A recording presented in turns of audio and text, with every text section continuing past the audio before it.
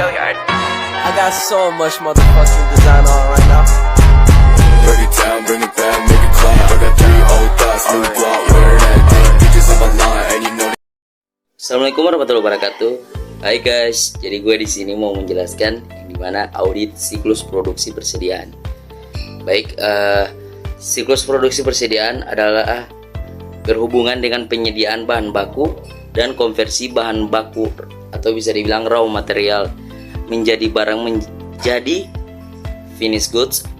Siklus ini meliputi yang pertama perencanaan produksi, yang kedua pengendalian jenis dan jumlah produk, yang ketiga pengendalian tingkat persediaan, yang keempat berbagai transaksi maupun peristiwa yang berkaitan dengan proses produksi seperti pembinaan biaya ke harga pokok produksi.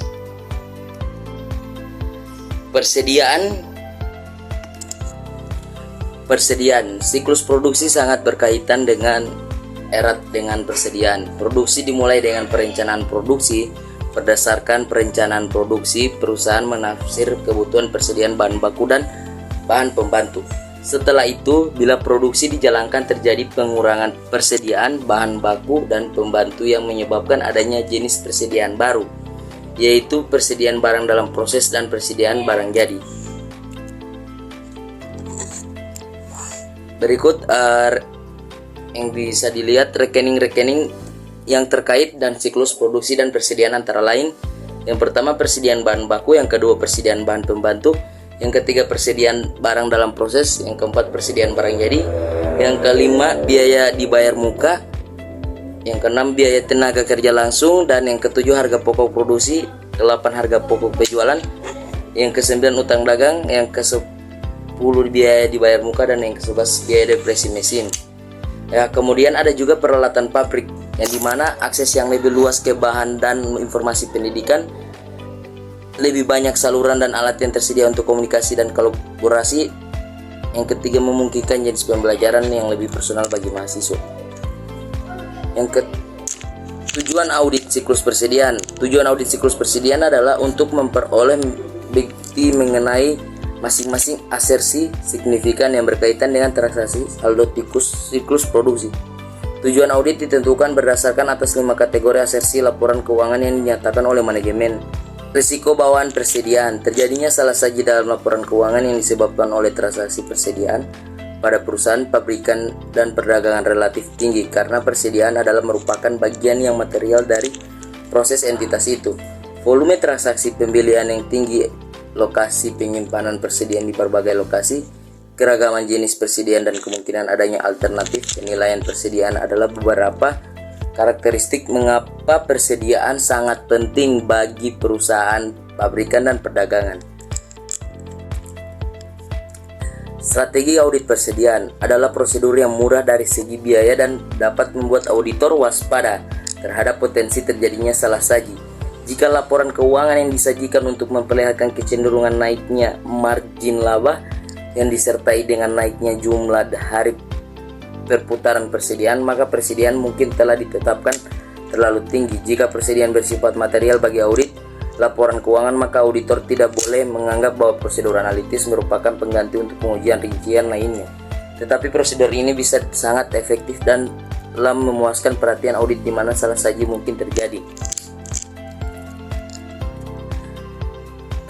Pertimbangan struktur pengendalian. Akuntan harus memperoleh pemahaman struktur pengendalian internal yang meliputi yang pertama lingkungan pengendalian, yang kedua penafsiran risiko, yang ketiga informasi dan komunikasi atau bisa dibilang sistem akuntansi, yang keempat pemantauan, yang kelima aktivitas pengendalian.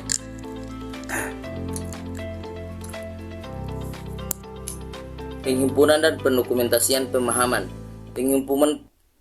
Pemahaman dapat dilakukan dengan cara mengajukan wawancara, observasi, menelaah dokumentasi pemahaman dapat dilakukan dengan kuesioner, flowchart, atau memo naratif. Yang pertama, review pendahuluan. Tujuannya adalah menentukan apakah pemahaman terhadap struktur pengendalian intern memungkinkan pembatasan dan pengujian substantif. Yang kedua, dokumentasi sistem pengendalian persediaan perusahaan dan prosedur akuntansi persediaan perusahaan dapat didokumentasikan dalam bentuk flowchart, kuesioner, dan naratif. Yang ketiga, menganalisa alur transaksi. Penetapan risiko pengendalian. Penetapan risiko pengendalian merupakan proses pengevaluasian efektivitas kebijakan dan prosedur pengendalian intern dalam mencegah dan mendeteksi salah saji material dalam laporan keuangan. Proses penentuan risiko pengendalian meliputi identifikasi salah saji potensial pengendalian yang perlu dan pengujian pengendalian yang mungkin dilakukan. Pengujian pengendalian yang dilakukan dapat menghasilkan bukti mengenai efektivitas rancangan dan operasi pengendalian. Bukti tersebut kemudian digunakan dalam menetapkan risiko pengendalian untuk setiap asersi yang signifikan yang terkait dengan transaksi persediaan dan produksi. Pengujian pengendalian persediaan. Pengujian dan pengendalian catatan perpetual. Yang pertama, ketidakakuratan catatan transfer dapat mendukung bahwa prosedur pengendalian yang digambarkan tidak dapat dilakukan sebagaimana yang direncanakan. Untuk selanjutnya, catatan perusahaan tidak bisa lagi dipercaya. Yang kedua, ketidakakuratan catatan memungkinkan pencatatan ganda.